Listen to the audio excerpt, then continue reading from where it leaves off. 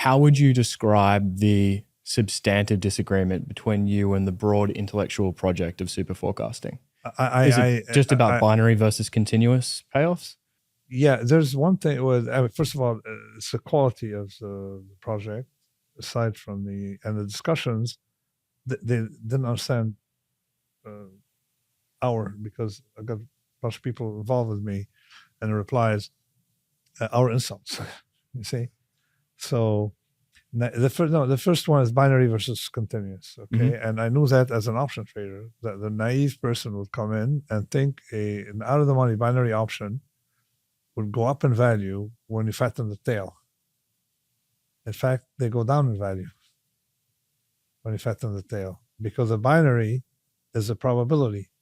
So, I mean, just to give you the intuition, if I take the Gaussian curve, plus or minus 1 sigma is about 68%.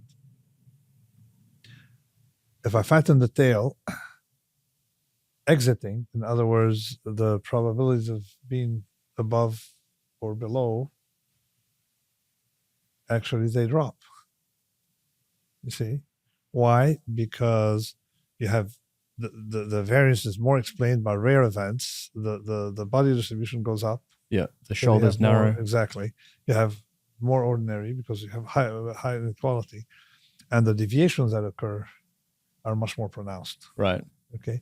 So, and that we know. So in other words, you're making the wrong bet using binary options or using anything that clips your upside.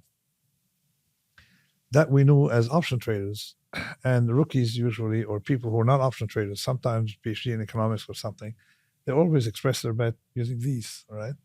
And we sell it to them because it's a net of two options. So, and there's a difference between making a bet where you get paid $1 and making a bet where you get paid a lot. And in Fool by Randoms, I explained that difference by saying that I was bullish, all right, the market, but I was short. How? Well, I was bullish in the sense, what do you mean by bullish? I think the market had higher probability of going up, but it's the expectation of being short is bigger.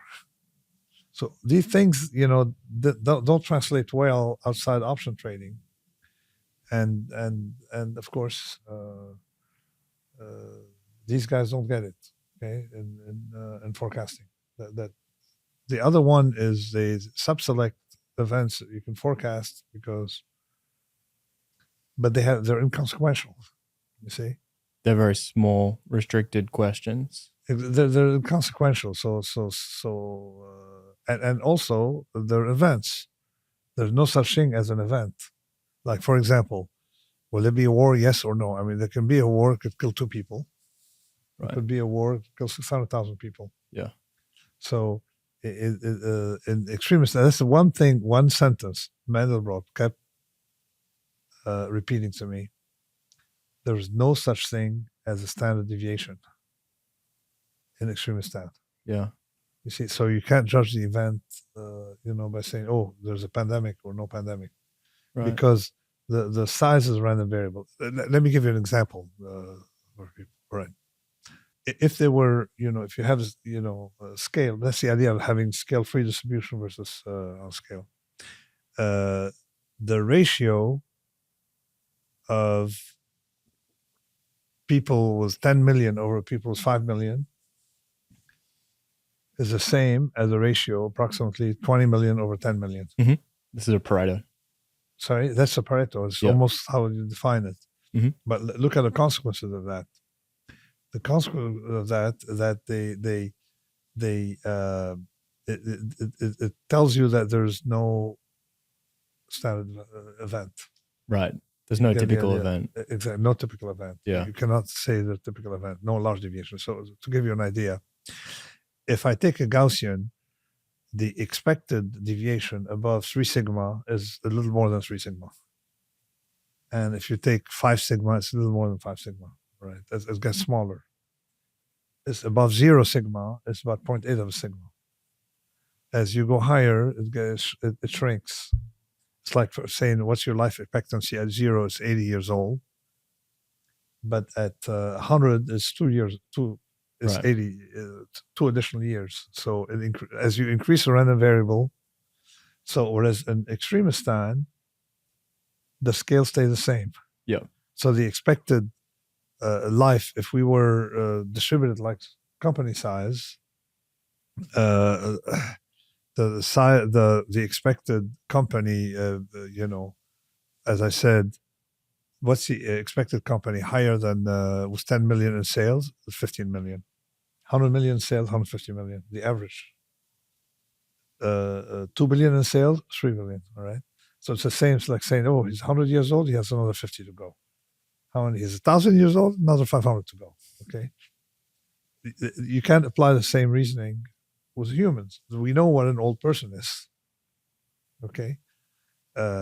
Because as you raise that number, things shrink. For Extremistan, as you raise that number, things don't shrink. As a matter of fact, and proportionally they stay the same, but in absolute they explode. Okay, so this is why that explosion tells you that there's no standard large deviation. So, and that was Mandelbrot's sentence, and just looking at the world from that standpoint, is that there's no characteristic scale changed my work better than a crash of 87, because now I had a framework that is very simple to refer to, and they are probability basins. So this is why I learned a lot working with Mandelbrot, and people weren't conscious of that stark difference like operationally. Hence I wrote this book, Statistical Consequences of Fat Tails. And this is why I dedicated the Black Swan to Mandelbrot. Based on that idea, that characteristic scale that I explained in the Black Swan. If you use that, then you have a problem with forecasting. You see? Because it is sterile in the sense that what comes above has a meaning. See, is it higher than 10 million, higher than 100 million? It has a meaning. So this is where I've written another thing about forecasting, a paper, and I think we insulted Tetlock only because it's good to insult people who do such work. And also only insulted him because he spent like 5 years, that's why I call him the rat. Someone stabbing you in your back. So we explained that, and I called it, what did I call it? On the, about a single point forecast, right? On why one should never do point forecast for a fat tail variable. What was the title of the paper? Single point forecasts for fat tail variables. Yeah, but I forgot what was the beginning, on the inadequacy or something. And in it, I wrote it with Chirillo and Yanir Marian, who were then active on COVID, because we did the data. We published in Nature Science and Nature Physics paper on distribution of people killed in pandemic. And guess what the tail exponent is? It's like less than 1, isn't it? It's half. Yeah, it's less than 1. It's like the Levy infinite mean. Yeah, it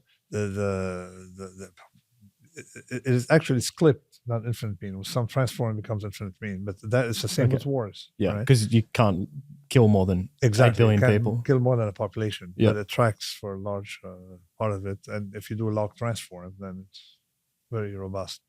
Anyway, so we were then involved in pandemics, and all these people saying, "Oh, he's super forecasting that how many people will be killed in the pandemic," right?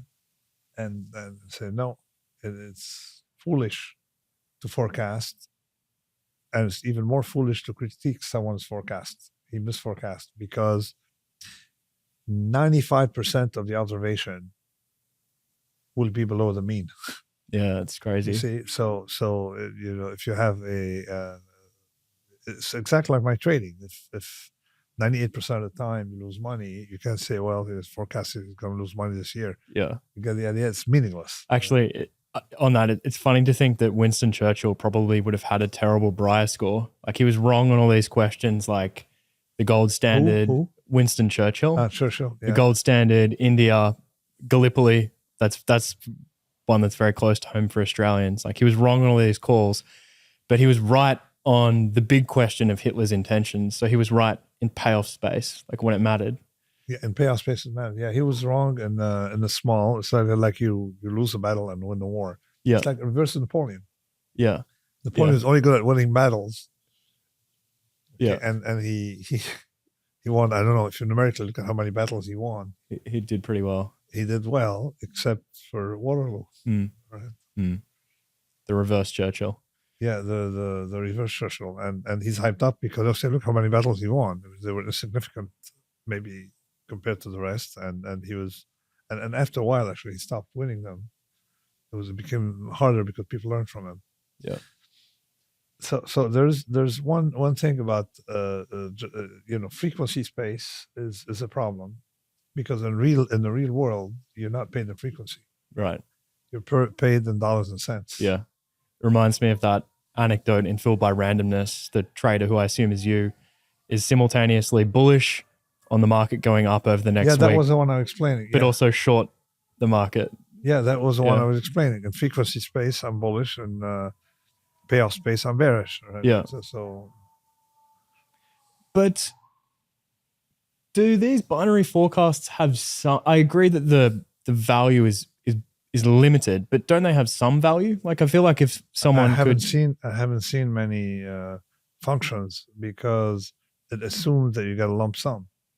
I mean, for elections, they're binary, and there's another bias that I wrote a paper on about how to value election, how to integrate the variance in the price. But you don't have a good understanding of how to translate binaries into real world. And then we discovered another thing also with the binary. In a fat-tailed variable, if you want to get the exact probability, you see, it doesn't match the payoff. To give an example, let's say that I have I'm good at forecasting the rate of growth of COVID. Okay, you cannot translate that into how many people will be killed, because the rate of growth is the rate of growth. You see, if you have to translate it in a number of people, you take the exponential of the rate of growth. You say WT equal W0 ERT. Okay. And a small error in R can be thin-tailed, but if it's exponential, WT will be Pareto. You see. So you can have an infinite expectation on W with a finite expectation in R. Right. This is the problem. We tried to explain it in that paper. It didn't go through. So now what we discovered also later on, and this also applies to something what I call the VAR-CVAR dilemma, is that people thought we were good at value at risk, but not good at CVAR. Value at risk is saying, okay, you have within 95% confidence, you won't lose more than $1 million. And I thought it was flawed, because that's not the right way, because conditional on losing more than $1 million, you may lose 200. Right. Okay. And so that remaining 5% is where the action was. But someone pointed out in a discussion group, or discussing the answer to Titlock, and then mentioned that my application of the exponential transformation also applies for value at risk. Because he said, if you want to get the probability, the probability is distributed in thin-tails. Because it's bounded between 0 and 1. Exactly. It is thin-tailed. Right. Okay. It's a frequency. It's like a bet. It's random variable. This is why they have Ryer score, all that thing. Yeah. But then the transformation of that probability, okay, outside the Gaussian, okay, you have what you have. You have the inverse. You see, you want to go from a probability to X rather than, if you get F for probability. You see, that transformation, of course, is a is a concave convex function. Right. So it is explosive. Okay. You see? So Nassim, for comparing your approach, I guess, extreme value theory to Not extreme value theory. Okay, sorry. So, yes. Okay. Comparing how you think about forecasting or the impossibility of forecasting to the super forecasting approach, how important is it as evidence, the fact that you have made a lot of money, and as far as I can see, there are no fabulously rich super forecasters? Yeah, well, I was always said something that people good at forecasting, like in banks, they're never rich. I mean, you can make them talk to customers, and then customers remember, oh yeah, he forecast this. But there's another thing I want to add here on the function. If you take a convex function and you're betting against it, and we saw that we were doing Ruri in the same week we had a fight with Richard Taylor. So I showed something that I showed you in Ruri. Yeah. That you could, if you have a function, let's say that you're predicting volatility, right? And you're an option trader, and you're that was a VIX thing, and the volatility comes steadily, all right? You're gonna break even, all right? So in other words, you're let's assume that the level of volatility you break even. Now, if volatility comes unsteadily, you lose your shirt. I mean, you can move up the expectation by showing that, hey, you're predicting steadily and you make $1. But the volatility comes in lumps because the way you can express a bet against volatility is going to be nonlinear. Mm-hmm. If it comes in lumps, comes the other way. Mm-hmm. So I said, okay, I'm 30% overestimating volatility and I'm making money. All right. He is buying volatility 30%. He's selling volatility, with a big discount and losing money. So this is where I take that function, and the function is you have you break even at 1. So you have 5 1 and 2 zeros, you make money. But if you have 6 zeros and 1 5, you lose your shirt. Mm-hmm. In squares. So we realize that. That's my think about. There's no. I've never seen a rich forecaster. So if it came to light in a few decades' time that super forecasters had been doing really well, not blowing up, would that update you in favor of super forecasting? We're saying ifs. Okay, let me see. I mean, I don't like these conditionals, right? So when you see super forecasters find a way to make money outside of being paid, to forecast, but like the function makes money, then it'll be very interesting. Okay. But I think that in the real world, we view this thing differently. You cannot isolate the forecasting from the payoff function. Right. So this is what my central problem is. And we tried to explain it to Tetlock. I even brought my friend Bruno Dupier. Somehow, Kahneman invited us to lunch. Actually, I ended up inviting, but said, let's have lunch. With Tetlock, he wants to discuss his super forecasting thing. I brought Bruno Dupier, who's a friend of mine, and he's a guy who has one paper, the most influential paper, I think, in all of derivative history. One paper, nothing else. And it was published in a magazine called Risk Magazine, all right? The guy's, to talk about it. He figured out, of course, quickly the difference between binary and vanilla and stuff like that. Anyway, so we had lunch. We realized they don't. I mean, Danny doesn't make claims, but Tetlock didn't even know what we're talking about, right? So, but there's something. How do I know if someone understands probability? They understand probability if they know that probability is not a product; it's a kernel. It's something that adds up to 1. All right. Mm-hmm. So whatever is inside, okay, cannot be isolated. It's a kernel. Okay. You see, it is a thing that adds up to one. It's like saying the densities are not probabilities, but they work well within a kernel. We even had, at some point, people using negative probabilities. Just like in quantum mechanics, they use negative probabilities. And smart people understand that, yeah, you can use negative probabilities because it's a kernel. Okay? The constraints are not on the inside, the constraints say are on the summation, on the raw summation. Right.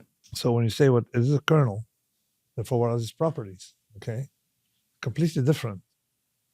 So you should look at what you're doing with probability. It's by itself doesn't come alone. So you're multiplying within an integral p of x with some function g of x. Yeah.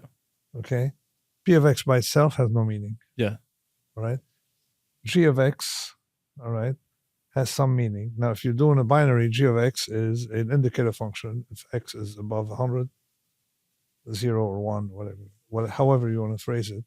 Or it could be continuous, could be convex, could be concave, could have a lot of other shapes. And then we can talk. But talking about probability itself, you can't. Yeah. You can't separate P of X and talk about that by itself. Exactly. You can't talk about that by itself. Yeah. That's the whole point of a probability density function. Yeah. Density, not probability. Yeah. For the mass function, it may resemble the probability for the frequency to be there, but it's just like something that has one attribute that is a derivative of something that's never decreasing, and a function that is never decreasing and goes up between 0 and 1. So it's a derivative of a function, right? Because you reintegrate to use it. So that's the way you got to look at it. Yeah. So, and our option traders don't talk about probabilities. We talk about the value of the option. And the other option is like that part of distribution is valuable because you get a continuous payoff there.